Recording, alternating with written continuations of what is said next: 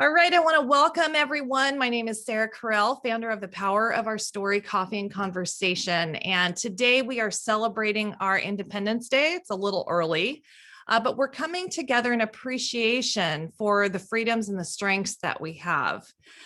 We are doing this by having a veterans and first responders storytelling jam session. So the power of our story, it's all about connection. It's about having these platforms of safety for our protectors. It's a place where people can process their journey together with people who get it. It's a place where people can just do transition together. So today, I'm so thrilled to have Jason Tuschen, otherwise known as Tush, who is CEO of Sylabs Incorporated, and he's also a top-tier retired SEAL Command Master Chief. Also, we have Johnny Walker, a Suni interpreter from Mosul, Iraq. He's the only interpreter to achieve a Trident, and he's the author of Code Name Johnny Walker. And I have just been so encouraged to hear their story. They're taking their whole story and really talking about what unity can look like. What can we aspire to in this country with the strengths that we have? How can we get back to connection and unity and acceptance? So Johnny and Tush, thank you so much for being here. I'm going to hand it over to you. Right on. Thanks, Sarah. And thanks everybody who's showed up and listening in, and anybody who's going to listen to the recording as well. Johnny and I personally feel it's a pretty important story in this day and age. So I'll kick it off and then we'll go back and forth. And then I love the questions and at the end generally are just usually fantastic. So Operation Iraqi Freedom, the war in Iraq, at the time it was, I would argue the most divisive issue we had in this country since the Vietnam War. And really, I mean, if you take 2016 and COVID out of the equation, that still holds true. I distinctly remember the 2004 Republican convention in New York and just, hundreds of thousands of people out protesting the war. But, for the men and women that served there, as well as their families and all the Iraqis, they paid a pretty heavy price physically and psychologically. Parents lost children, children lost parents, husbands and wives lost their significant others, people lost their friends, and, livelihoods were destroyed. And so the one question that I've been asked many times by others and by myself is, was that war worth it? Was it worth going over there? And while I was deployed to Iraq, the answer to that question changed almost daily. When a suicide bomber would detonate themselves in a crowded marketplace, in southern Baghdad, killing, scores of innocent Iraqis who just happened to worship a different way than they happened to.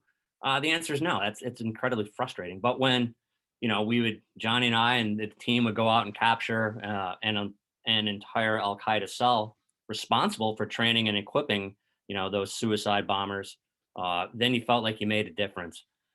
When an ID would, detonate, killing not only American soldiers, but, a mother and her two children who happened to be walking by, no. And then, but when our snipers would kill Al Qaeda fighters and placing IDs, you feel, yeah, that's worth it. But, without this war or any other war, these situations never present themselves. War, in my opinion, is really only worth it to those who don't have to fight it or live with the consequences, or, those who stand to make a profit from it. Unfortunately, there are still people out there who are evil beyond measure or redemption. They're going to stop at nothing to impose on others whatever twisted vision of the world they have. And speak to that firsthand, having spent a lot of one-on-one time with a pretty mid-level Al Qaeda cell leader, and there was very cordial. Had some great conversations with him, but they were beyond redemption. There was no turning the other cheek, just sitting down and talking out our differences or peaceful negotiations, will stop individuals like that. Only violence will, unfortunately. I think the better question to ask, the veterans who served over there and all the civilians who paid the price was that if any good came from the war. All the Iraqis and all the servicemen and women, as well as their families, can only answer that on a very personal level. Everyone's answer is going to be different. For me, the answer is a resounding yes. On it, it's because of this story. This story is about good coming out of an evil environment. It's about perseverance and patience, and most importantly, it's about uh, embracing Dr. King's vision of judging people only based on the quality of their character and the quality of our actions. And so this will be Johnny's and my story. And Johnny, I'll turn it over to you. Talk about your life. How you ended up 2003 and the Americans coming in, and how you ended up working for the SEALs. And then when we met, what was life like at that time, and how'd you end up how we here? First of all, thanks, Tush, thanks, Sarah, thanks everyone who is going to listen to us and who's listening to us right now. Same thing, same influence. I'm going to go with it, if it's worth it or not. If you look at it in a human level, short term, no, it's not. There is a lot of casualties from both sides, from American side and from Iraqi side. And I'm talking about innocent people. Lost life, lost part of bodies, and they can stay with it. This is for short term. For long term, the only price you have to pay it for freedom is the blood and sacrifice. And if you are not able to accept that price, you will still have the same situation, the same environment, sick environment. Like in Saddam's time, we have no tomorrow. We have no dream, we have nothing. And we struggle with living day by day as a human being needs food, medicine. We forget our dreams. So all that came to 2003, and we smelled the freedom and we want it. And we want it so bad, everyone in Iraq. And that's why at the beginning of the Iraqi freedom operation, there's no big fight, because everyone here looking for tomorrow. We want our tomorrow back. So anyway, one of those people is me. And the difference with me, I am tall, giant guy in my country. I can call myself, I am tall in the United States, and born and raised in Mosul, north of Iraq, and kind of troubled child, slingshot all the time with me, go to another neighbor, do some stupid kids things. So anyway, bring a lot of trouble to my family. So they decide to find some solution to my miserable life. So they send me with my cousin to basketball club, and I went there and start play this game. It's a beautiful magic game for me, and it's changed my destiny. And it's kind of changed. If you play basketball, you have to watch cowboy movie. You watch cowboy movie, you have to listen to Kenny Rogers, Alan Jackson, or whatever country music you love. And all this kind of small details with Harlem team build a dream in my brain. That's one day, if I have one day in my life, I will live in the United States in the middle of mountain area, front of the lake, with the small house built by wood. All this kind of things build the American dream inside me. And 1980, we start war with Iran. I remember one time they bring Iraqi soldier killed by assassin Iraqi group. Like they put it at the back of the front battle line. So anyone he run away, they catch him and they kill him in the same place, and they put big sign of coward. And when they send him to his house, they ask his family, his mom, his dad, to pay the price of the round who was killed her son or his son. So just imagine what we're dealing with. Like someone to bring your son or your brother, killed him, and he asked you, he forced you, not asking you, force you to pay the price of the round he killed your son or he killed the one you loved.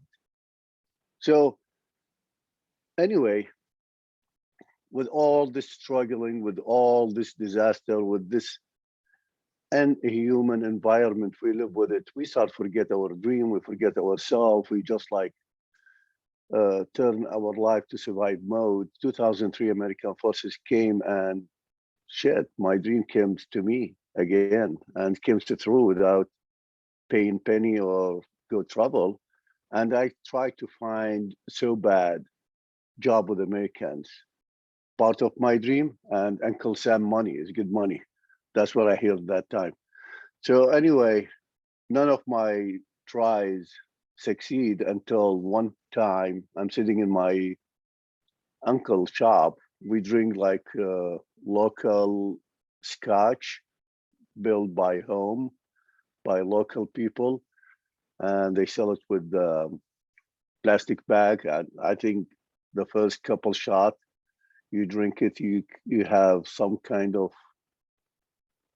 unknown feeling. I don't know if you call it buzz, if you call it, I don't know, but it's kind of illusion. All the illusion comes to you. One of the illusion come to me. I'm about to leave the shop. I have 50 cents in my pocket.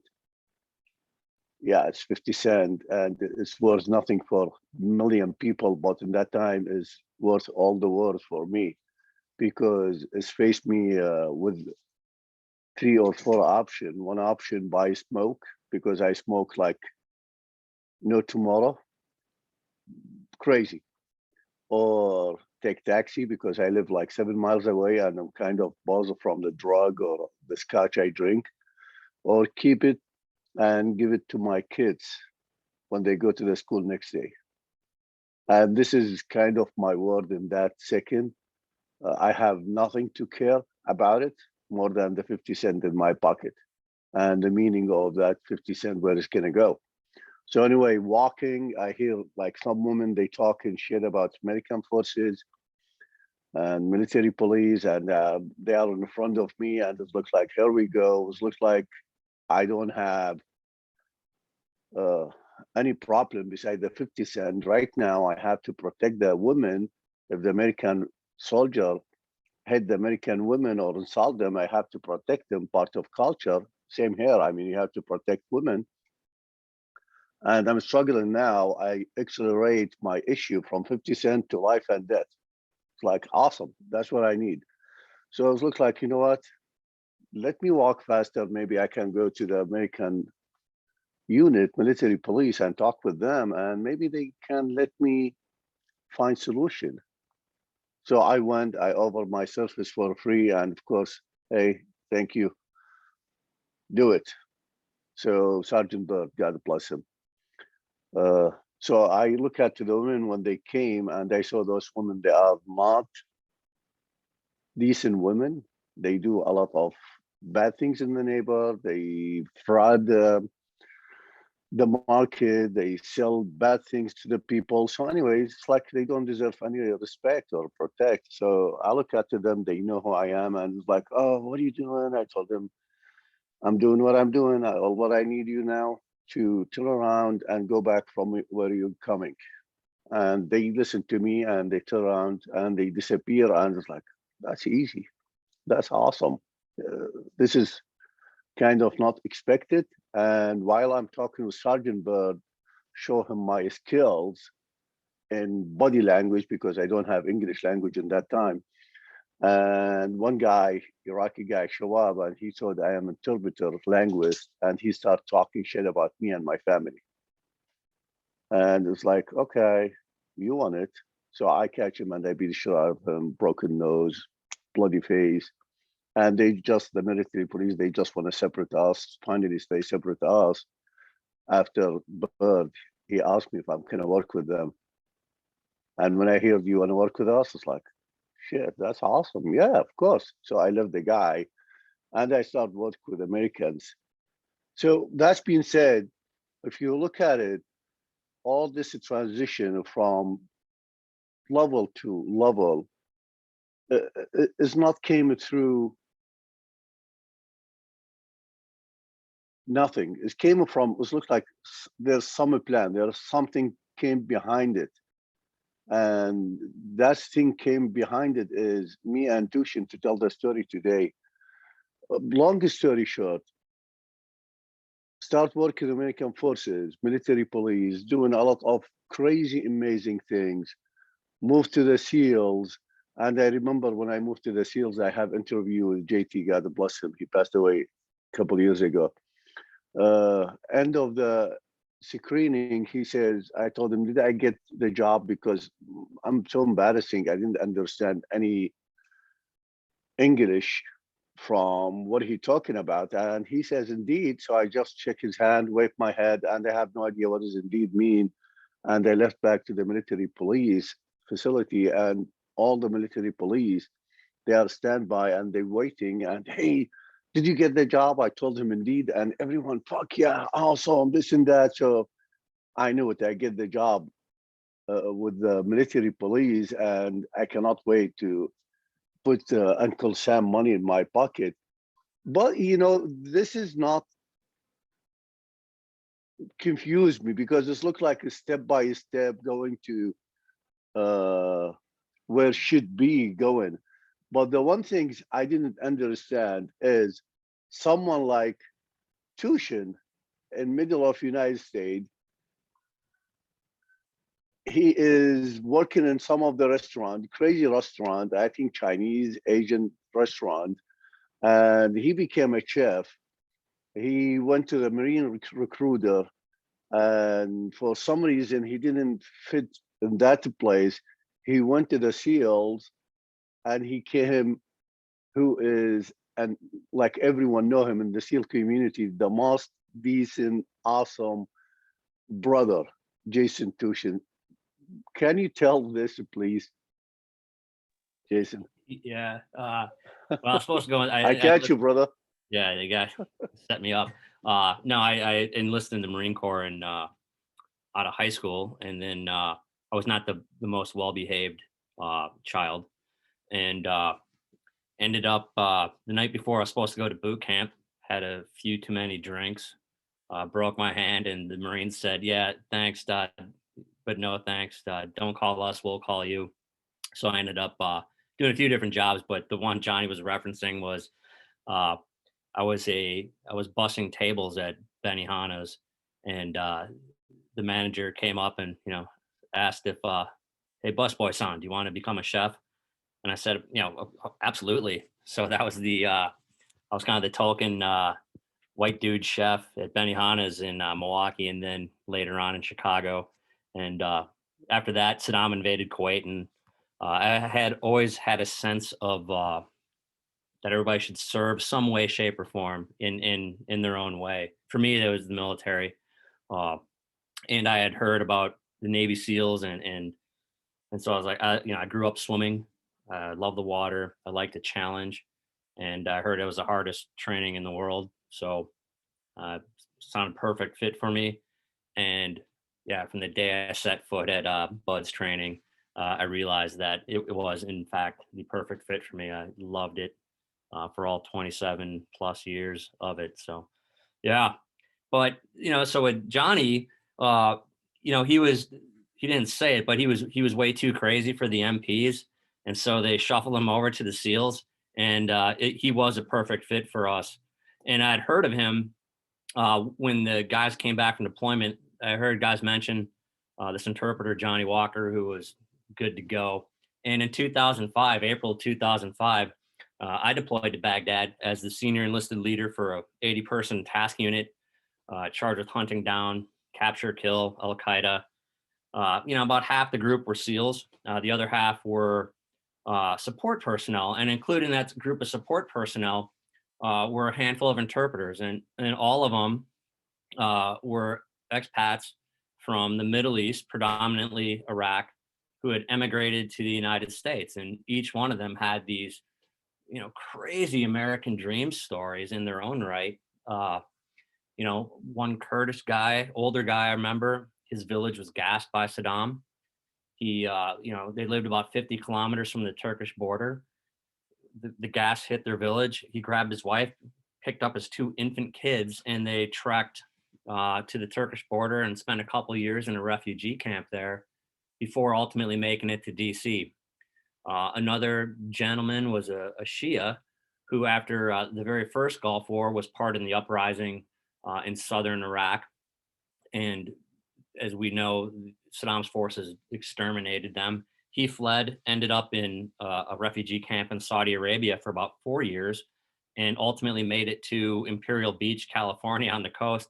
He thought he was on the west coast of Michigan when he got there. Another guy was a Christian who had the pleasure of babysitting Uday and Qusay Hussein when they were growing up. He managed to escape and ended up owning a furniture store in Pasadena.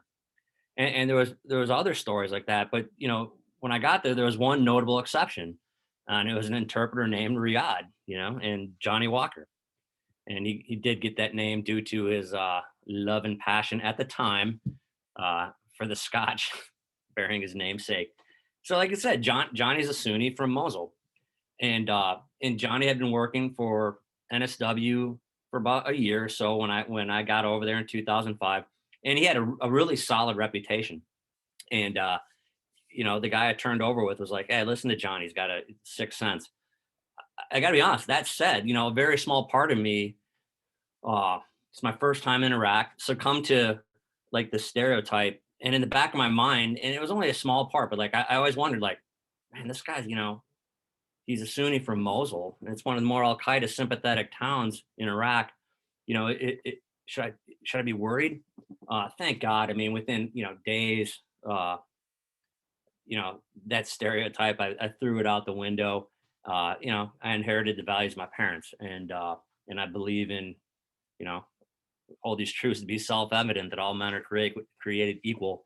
And and then immediately Johnny and I became close as brothers, and he proved to be an absolutely invaluable part of the team.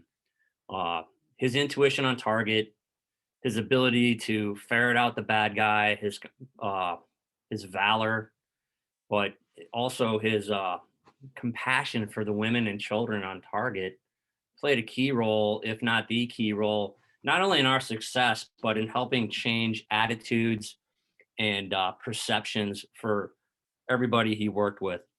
When you go, the typical mission, you go on a target, 1, 2 in the morning, the location of the Al-Qaeda or multiple Al-Qaeda individuals.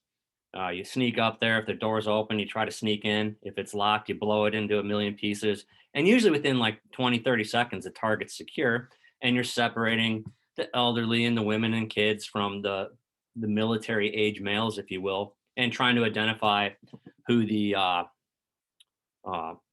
target is. Johnny could just walk by and go, "Oh, that's the guy right there." I'm like, "How do you know?" He's like, "I just know it's my country." But on the other side, he really showed us like he was really good with like the elderly or the women and the kids. He'd have, toys or chem lights for the kids. He would have money to give to the women to repair their front door. And but what it did is when you're in those situations, you're at an aggressive posture. Violence of action is what's going to save your life. And there's fear there, and there's anger, and it's easy to let that increase and increase and increase. And then you start,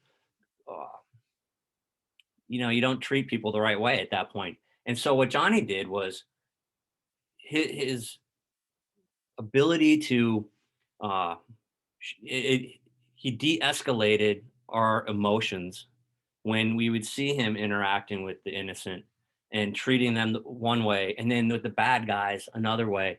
And it really played a huge role in shaping a lot of SEALs' opinions. And you know, bad people get treated one way. The innocent, you got to do everything in your power to help, and just don't judge. And you know, that wasn't in Johnny's job description, but his example he set paid I mean, really made a huge impact, not only on that deployment, but long term. But you know, Johnny's dedication to us and this cause really came at a high price. You know, because of Johnny's support for the U.S., he and his family became targets. His brother was drug out in the middle of the street in his Mosul neighborhood and publicly executed by Al Qaeda. You know, Johnny's wife Beta and the kids who remained in Mosul while Johnny worked with us in Baghdad, they were forced into hiding. They had moved from location to location, or they couldn't leave their house. And excuse me. And still, despite all his horror, you know, Johnny unflinchingly supported us night after night after night. I'm a dad with 2 kids. I can't imagine trying to focus on my job and do it well while that is going on in my, you know, my wife's and my children's lives.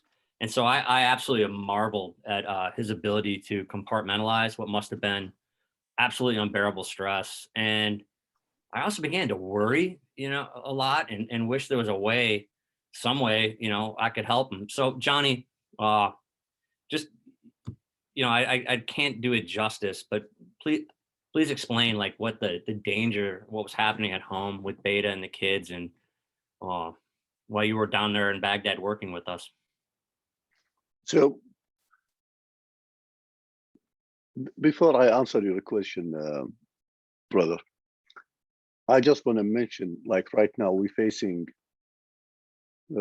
true challenging by the Afghani people who is prove loyalty and work with American and save a lot of American lives. I want to say that in a harsh way, so everyone let him get mad at the beginning, but when he understand my message, maybe he can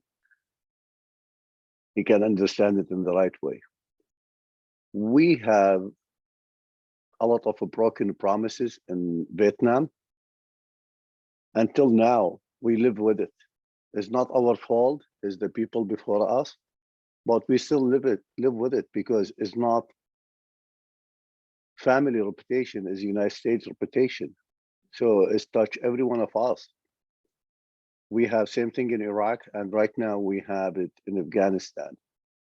I'm just going to tell you, if American forces leave Afghanistan without doing the right things, there is a lot of people that will be killed. And when I say people, old, young, kids, women, they will be killed in a few seconds.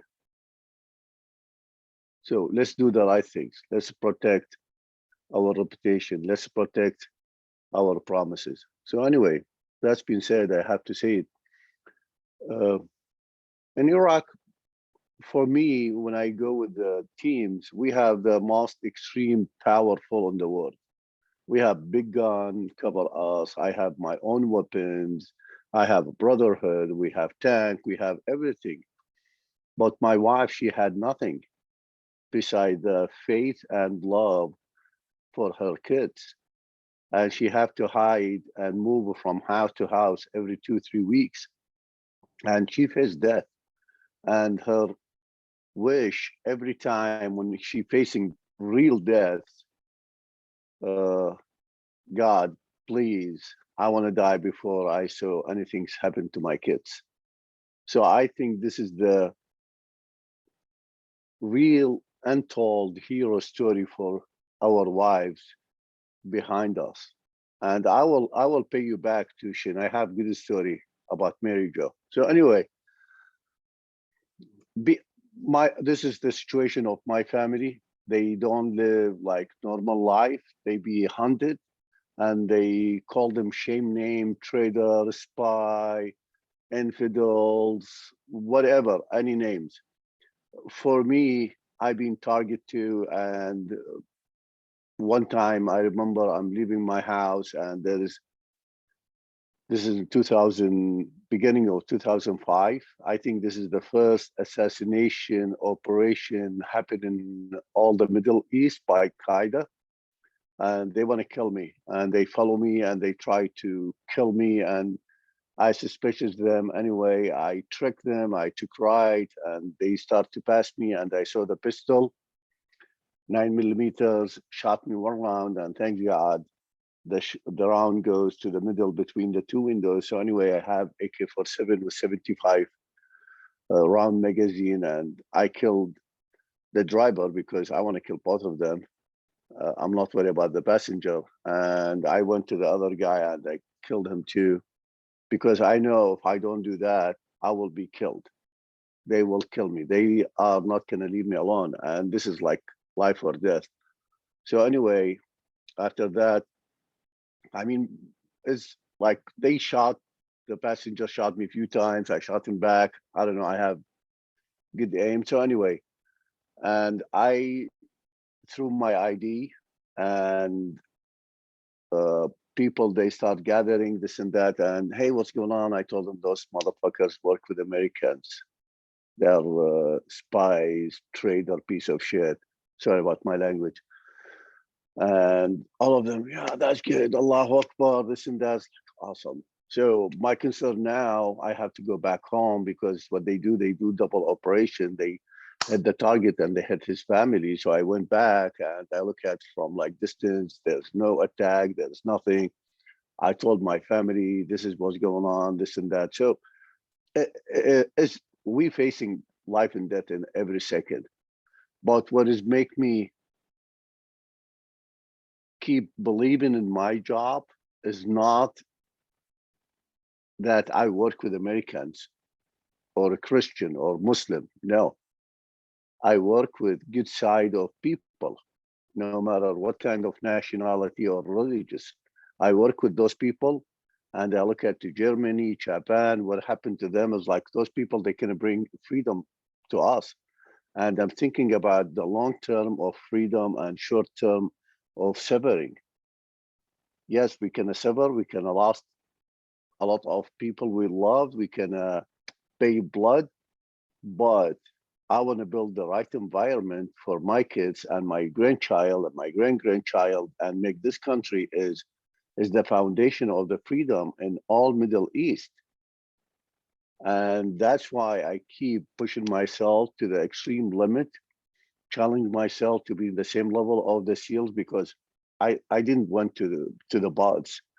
I didn't went to the sniper school or medical school or any of those things. I just watched them, copy them like cartoons, you know, and put the image from cartoon to real life image and learn myself, and include that. I put the culture, I put my experience, I put everything when we go to the target, as Jason mentioned, to make everything, collect all the tools to make our mission successful. And that's being said, when I say successful, not capture or killed, no, is make change on that family. How we can make change? By capture the bad guy? We will do it, no question about that. But in the same time, I have to be very careful, because sometimes we hit wrong target. I don't want to build enemies. We have enough enemies because Qaeda control the ground. We don't control it.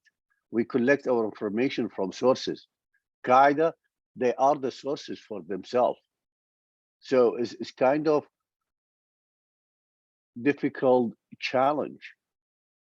So if we build friends and good relationship with innocent people, if it's not gonna work for now, but after 5 years, it's gonna work. And this is what happened with Sons of Iraq. Because everyone look at to the Americans, oh, if the American capture your son or your father or your brother, They are not going to kill him.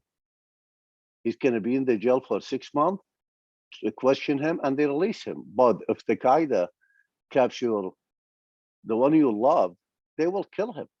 There's no question about that. And this is take like time, a few years, to the people realize the difference between us and Qaeda. I'm not saying we as American soldiers, we did not make mistake, but this is individual mistake. Qaeda policy is savage policy against any honest people, because without separate the fear, they will not control the area, the neighbor. For us, we don't want to separate the fear. All what we need to do the right things. And after a few years, when we established General Petraeus, I want to thank him. He established the Sons of Iraq, and Tushi can explain more about Western Ramadi, how it became from violent and crazy place to place you can go with no armored vehicle, because the foundation built by Qaeda, the environment built by Qaeda, make everyone aware of those people they don't came to build, those people they came to destroy. So all this challenging, all this kind of situation, everything, heading back home one of the days, I saw my kids, they have no life, they have nothing. I was like, sorry about my language, what the fuck is going on? I've been fighting, I've been doing all this shit. I think it's time to my family. And this is why I start thinking about my kids. If I want to build right, healthy community, I have to start with my family. I have to give them what they deserve as a human. And this is when I changed my mind by staying and fighting in Iraq to have better chance for myself and my kids, of course, to live in land of freedom. And that's when I talked with Steve Wazowski. I can't mention his name, he's retired now. Most of our friend retired. I think we're getting all Tuschen. So anyway, before we go to that, Tush, I have to tell you this story, guys. So one time in Fallujah, and I don't know, John Walker with us and Sarah, you guys hear about Fallujah in that time. It's crazy. If you go to the mission, and we have big mission, big ass mission, and everyone thinking if he came back to the base with losing leg, arm, he will be the luckiest one in the world. And me and Tuschen, they put us at the last MVs. And everyone last MVs, that's mean you're gonna be easy target for Qaeda, for savages. They can easy to strike us with RPG or ID. So it's like, whatever, fuck it, let's do it. So we went to the back of the Humvees, me and Tuschen, and we sit together. And I saw Tuschen cover himself with shield. It's like, well, the American people, they know better than me. I have to do the same thing. So I just copy him. It's like, Tush, what are you doing? He says, you don't know. You don't know. And he's nervous. It's like, fuck. If Tuschen is scared from fucking Fallujah mission, I have to reconsider my priorities. That's fucked up situation. Tell me what's up. He says, oh, you have to tell me one thing. It's like, of course, brother. And I'm thinking he's scared from death. He says, fuck, you don't know. If something happened to me, and I'm thinking, here we go, and I have to be babysitter now. What's going on? He says, something happened to me, Mary Jo, his wife. She will kick my ass. Fuck. It's like, are you okay? I didn't get it. And until now, I didn't get it. Are you okay? I know he take a drug, or he's not drunk at that time. We going to Fallujah or Mary Jo. And you are not worried about Fallujah and surgeon, all this kind of things, ID. You worry about Mary Jo, and you put yourself in the black shield just in case if the ID hit us, our pieces can be in the same place. What? See, this is one of the things I want to mention it. Why make this country great? This is one of the things why we celebrate 4th of July. 4th of July, 1776 didn't come from wedding party or drunk party or bachelor party. Independence Day, 4th of July came from sacrifice and belief, and accept the idea of the sacrifice for people who you love. So anyway, to cultural question, you know, I love culture. And what are you thinking at that time? I mean, you confuse me, no shit. No, it's just more being you know, you don't want to leave your kids without a dad and your wife without a husband. So I was like, oh, but yeah, pretty much. Like, oh boy, yeah, But this is a bad one. you're facing the insurgent. We are at the last MV. That's mean we are easy targets. You didn't think about all of it. You think about Mary Jo. Yeah, pretty much. But yeah, so like Johnny said, I mean, when he's talking about the danger, it's one thing when it's us at risk. I mean, we signed up for it, but the families, you know, they didn't. And so what was kind of gnawing on the back of my mind was the fact that Beta and the kids were in this situation. And so, you know, I really wanted to find some way to help.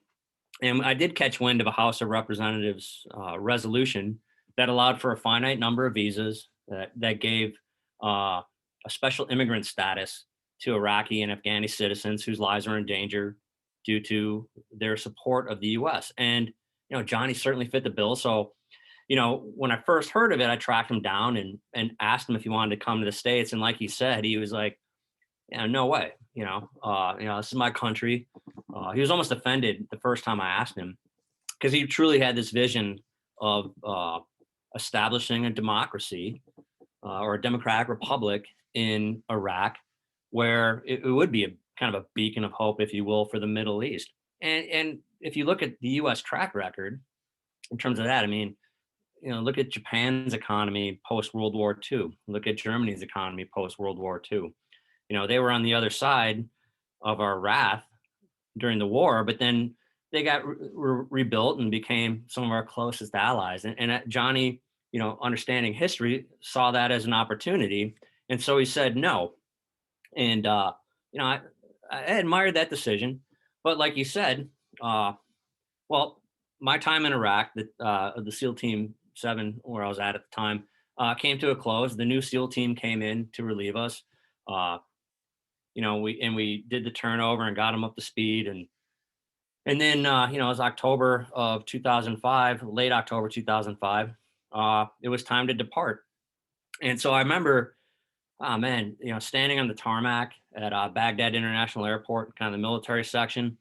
Behind me is a C-17 with, you know, 12 shipping containers where all of our gear was. About 50 of my teammates are on there, kind of waiting for me, and I'm the senior guy in the flight, so I'm waiting until we were cleared to go on. And I'm sitting there looking at Johnny, and we're saying our goodbyes or just kind of bantering.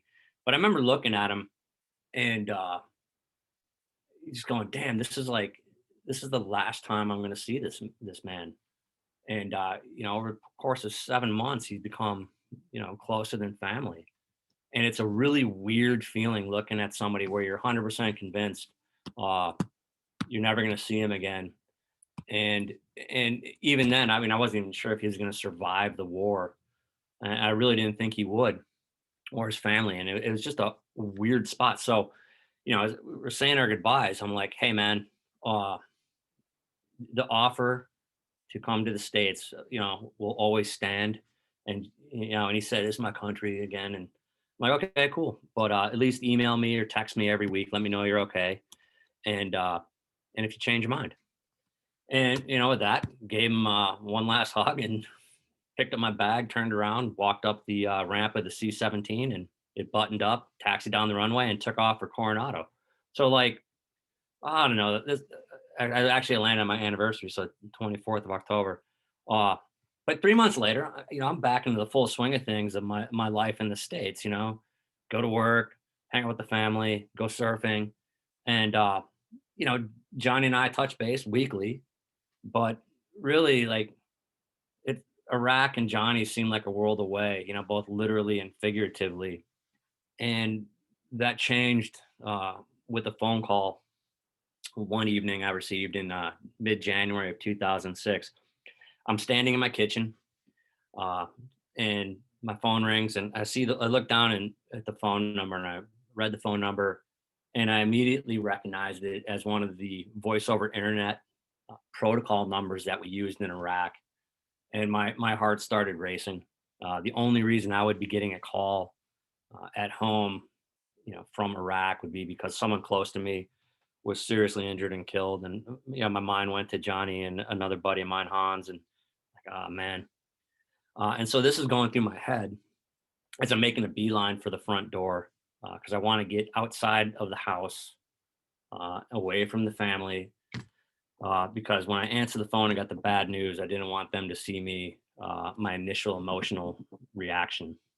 So I'm outside in the front yard. I sheepishly, answer the phone, and it's the commanding officer of the team that relieved us, Captain Wazotsky. And my heart sinks, because it's the commanding officer, the command master chief, generally that are the ones to deliver bad news. And I'm like, so I steel myself. He's like, hey, Tush, it's Captain Wiz. Okay, hey, what's up, sir? He's like, hey, things have gotten really bad for Johnny and his family. Can you work on getting him out of here? And Johnny was in the room, and there was some small talk. And after that, and I gave a massive sigh of relief. I kind of read him the Riot Act a bit for giving me a heart attack. But I told him that, yeah, I'd absolutely try to work on this. And we hung up. And I remember just standing there numb on my front yard for a second, because the gravity of the situation hit me, with one phone call, the lives of 6 people depended on my ability to, live up to what I said I'd do. And it was kind of overwhelming. I really had no idea even where to begin. But so I started digging around and doing some research. And as luck would have it, I caught wind of an immigration attorney who did work every Thursday at the main Navy base here in San Diego. And so I'm like, okay, cool. So I gathered what little paperwork I had, got a haircut, put a uniform on, which, team guys seem to hate to do, myself included. And I went down to try to get an audience with Mr. George Saga, and got in to see him. And I was telling the story and showing the paperwork and this, this Iraqi interpreter and all this and that. And I could see him, I was getting excited. He was getting excited. And, George, being one of the most hardworking, kind-hearted individuals I've ever met, slapped the table and took on Johnny's case pro bono. So I was like, this is cool. It's, mid-February. Got the lawyer on it. Johnny and his family will be here in the States by summer, and we're going to be kicking it in my backyard, drinking beer, grilling meat, and, getting to meet his family for the first time. Not so much. I could go on for hours on the painstaking process that ensued. We all joke or complain, rightly so, about government bureaucracy. You go to the DMV, it's insanely frustrating. However, when lives are at stake, that bureaucracy is downright maddening, incredibly disheartening, and it's such a feeling of helplessness. You can't control it. This path was just filled with constant delays, endless paperwork, and frustrations. We would get the lawyer would hand me some documents that need to get signed. We'd fill it out. I would scan it, email it over to Iraq. The SEAL team, whatever SEAL team happened to be over there, would get the paperwork, sit down with Johnny, fill out the rest. They would scan it, send it in. We'd get it, forward it up to whatever agency needed the document. We wouldn't hear anything for weeks. they would send it back, you know, an email back saying, yeah, you didn't cross this I, dot this T, or, you know, dot this I, cross this T. So we had to start the process over. On top of that, you know, Johnny wasn't entirely sure of, I think the exact date of his birthday. So we changed that. That one was different on a few different forms. And so we just said, hey, pick a date. This is your birthday. We knew the year and month, but, you know, and then translating Arabic to English, you know, there's a dozen ways to spell the names phonetically. And we finally had to pick on one set way to spell, you know, tribe name and first name. And You so, know, Tuition, yesterday, me and Steve, we kind of applied for some stuff, and I found out my driver license, one of the name Ahmed, Ahmed, and my citizenship is Ahmad. I mean, And yeah, I have to correct it. It's like, come on. yeah, It's been, yeah. that was I mean, that was a huge challenge, but, and it really, to keep, it took the efforts of dozens and dozens of people from, you know, SEAL leaders in key positions in Washington, D.C. We enlisted the aid of some high ranking congressional staffers to every SEAL and support person on the ground in Iraq, just to keep this process moving, you know, forward. And this played out, you know, day after day, week after week, month after month, and finally started playing out year after year. And as the process was taking longer and longer, I just had this perpetual sense of dread. Uh, every morning I'd log into my computer at work like this because I expected to have an email saying, hey man, thanks for the hard work on this, you know, but you don't need to worry about it anymore. Johnny, you know, was killed on target last night, or his family was murdered. Yeah, I will never forgive you about the letter with caps letters. You send it to the teams. Don't let Johnny go on the Oh mission. yeah, that's, This is killing me. I have to pay you back. but yeah, I mean, you're right. And that email never came, thank goodness. So now it's June 2009. This process has been going on for 3.5 years, and I'm literally at my wit's end. And and President Obama was elected, and one of his platforms, one of the items on his platform was to withdraw from Iraq. So I felt we were on borrowed time with this entire process, much like the Afghanis, our interpreters and support personnel are feeling right now. And so we had a SEAL team over there, a guy Johnny and I had deployed with before, and was working lead on Johnny's case. And I had him call me on a personal phone, so we weren't using a government line. And we decided that, hey, if by the time you guys redeploy, if we haven't gotten Johnny's visa approved, we concocted a plan to smuggle Johnny and his family out of the country. We would take one of those shipping containers, cut some ventilation holes, give them food and water, a latrine, if we could, in there, and smuggle them into the country. And you know, we knew what the stakes were for that. I would spend the rest of my life, most likely, or quite a few years, making big rocks into small rocks at a federal penitentiary. But that's a way better option than the guilt that would have lasted forever had we not succeeded getting Johnny and his family out of there. So we had the plan kind of cooked up, and thank God, you know, we never had to go forward with that just harebrained scheme. Because a few days later, George, the lawyer, gave me a call, and he goes, "Hey, it's done. You know, Johnny's family had been approved to enter the U.S. in a protected status. That should have been a relief." And this is where Johnny gets mad at me. I got more nervous, so I emailed the guys like, "Hey, Johnny's thing is approved. Cool." And then that's when I hit the all caps. I'm like, "Yeah, do not let Johnny or his family out of your sight." You know, I know Johnny well enough to know he's going to try to talk the team in there to go on like one last mission. And my biggest fear at this point was there's the finish line and we're almost there, and then something bad happening and not getting it to the completion. But that didn't happen. They kept him locked down, and within a few weeks, Johnny and his family had plane tickets in hand. We're getting ready to exit Iraq. So Johnny, if you could just walk through, leaving Iraq and that process and getting to the States and your first impressions there. And you, without question, you were the most well-guarded human being ever to board a commercial aircraft. So yeah, just just walk us through that. So yeah, but before I go to that, I just want to mention something. So Jason Tuschen, he's Master Chief, and he faced challenging emotion, brotherhood, responsible mission, which is Johnny Walker and his family. And think about thousands of Americans right now, they have the same feeling of Tuschen. And he reached to the level where he's confused about our system because there is a lot of lag on the system. I'm going to smuggle his family and I'm going to lose my rank. I'm going to lose my salary. I'm going to lose my future. Mary Joshi will kick my ass. But rather than I live with guilt.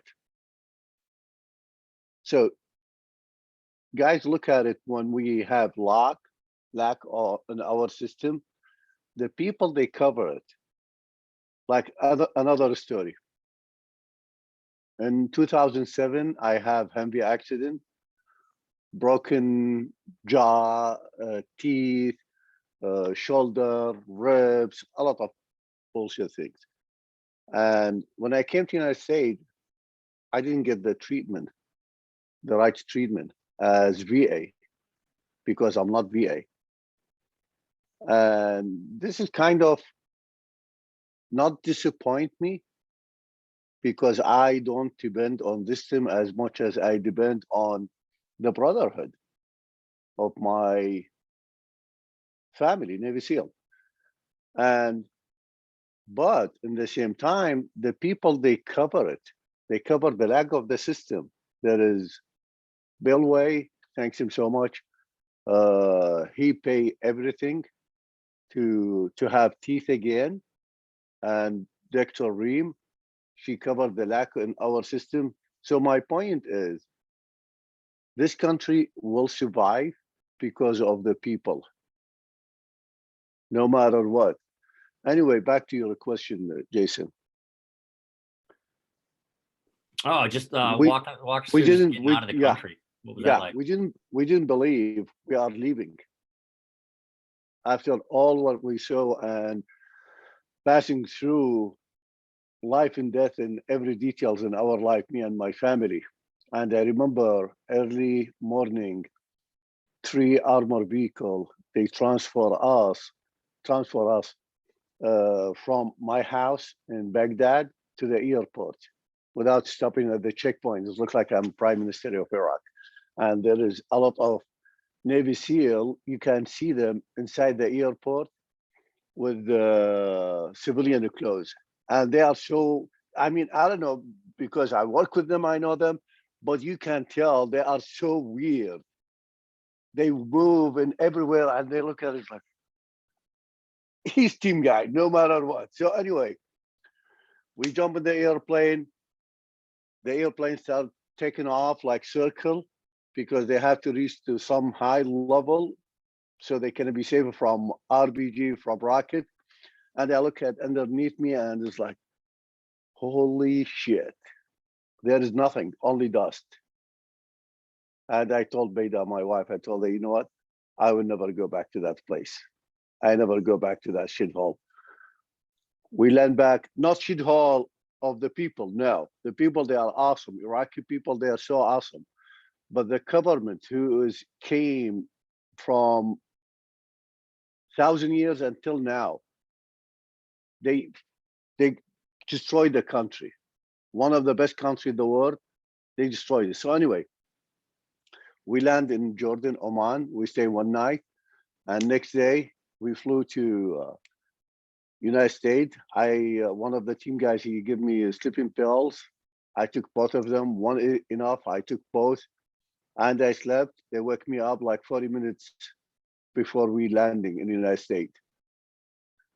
We land, and there is organization, IRS, They took us to the hotel, this and that, and I took Mustafa, and we have only the white paper, and I have no the system, nothing, because we are not regular immigrant like me and my family. We scared to tell anyone, and include my family, my mom and my brothers. We leaving at this time, just to keep it top secret. So we didn't connect with anyone about how's the life as immigrant in the United States, because I hear all the story from the team guys, how is the life for American citizen, not for immigrant. So we came and we have no idea. We face a lot of difficulties, but it became a story. And I took my son in that same night, Mustafa, to Target. And the same Mustafa, my son, I took him to Target first when we land. Yesterday, I took him to the airport, San Diego airport, and he traveled to New Jersey to his sister's house. And I look at him as like, wow, that's awesome. That's crazy beautiful. He went through the checking, the TSA. They asked him about his ID. He says, he speaks English better than me 1,000 times. He told him I'm under 18 years old. Oh, okay. He knows the rules more than me.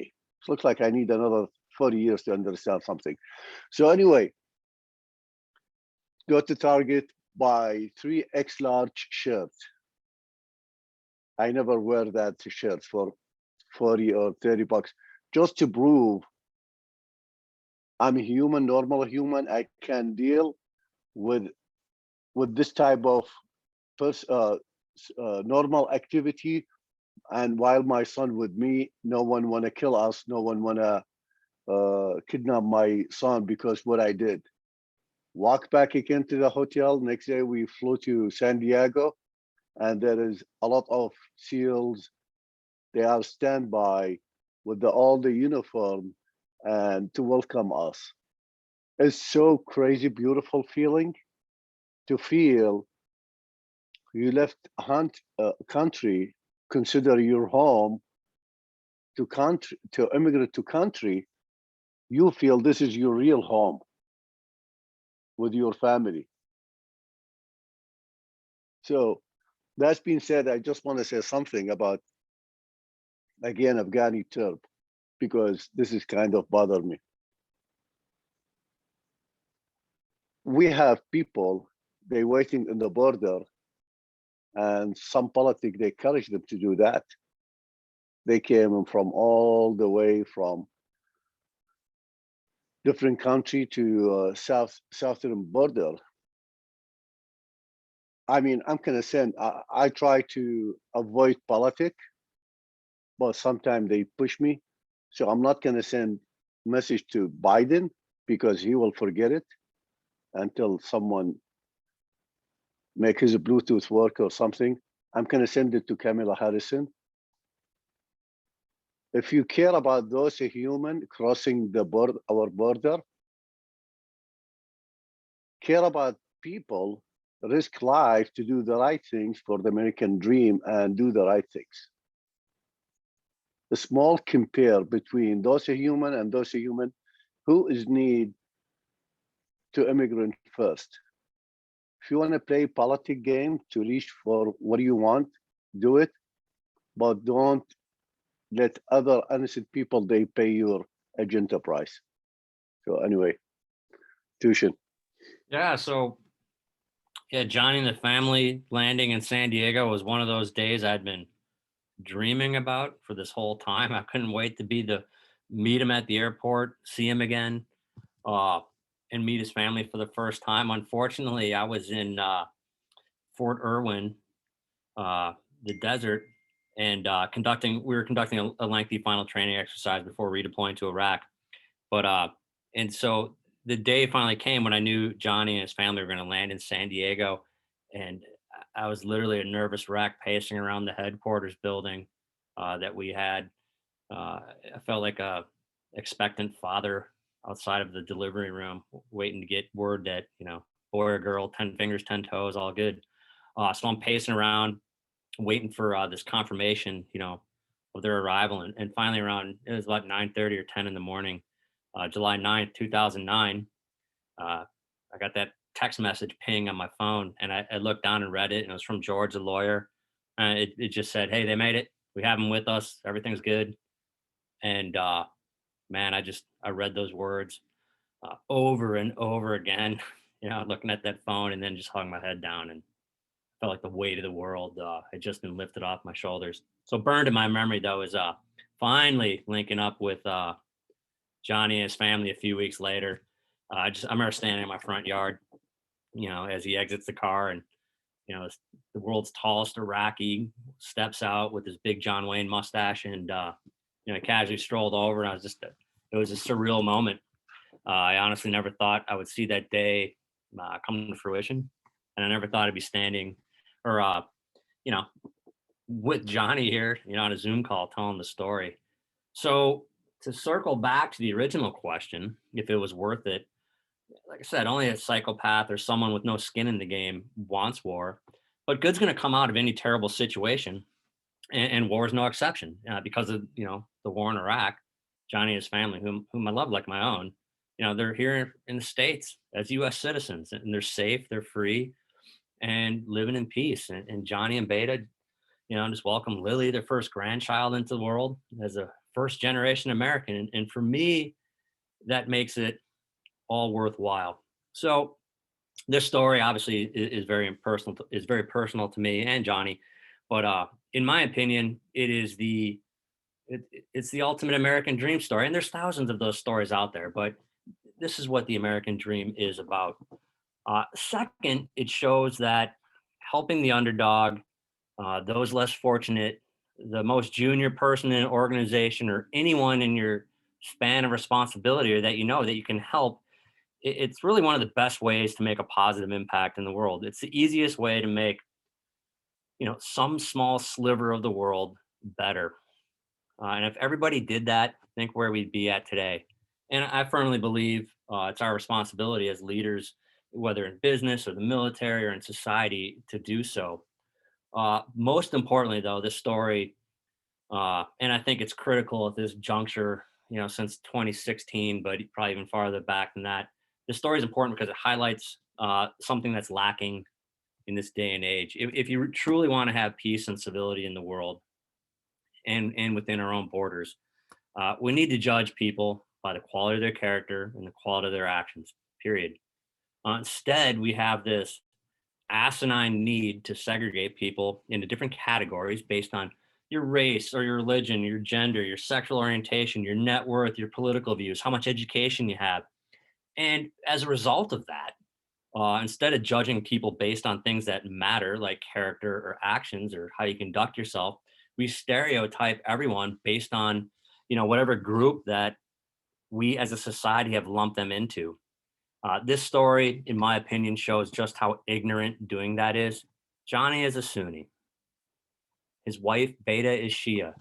I mean, if you look at the history of the Sunni-Shia rift, I mean, there's been tension on and off since like 680 AD. I'm a recovering Irish Catholic. And then the SEALs and others that helped are Christians, Jews, Muslims, Buddhists, atheists, Black, white, Asian, Pacific Islander, Native American, and Hispanic. Not one of us cared about any of those labels. We cared about Johnny and his family because they earned that love and respect. And that to me is the road to peace. And it starts with all of us to try to set that example and live by a higher set of values. So with that, Johnny, I'll let you have the last word.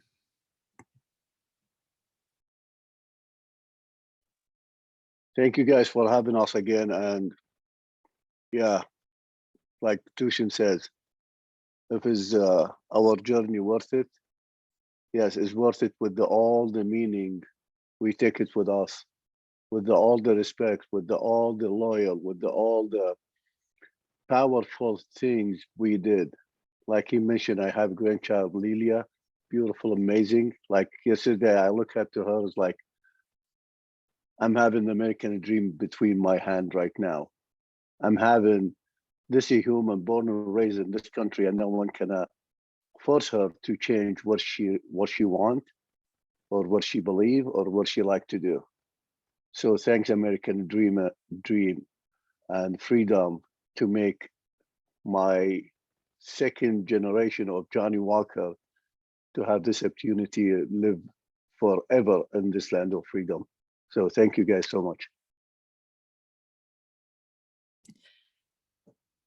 I just want to thank you both so very much for being on here and sharing your story so beautifully. Thank you.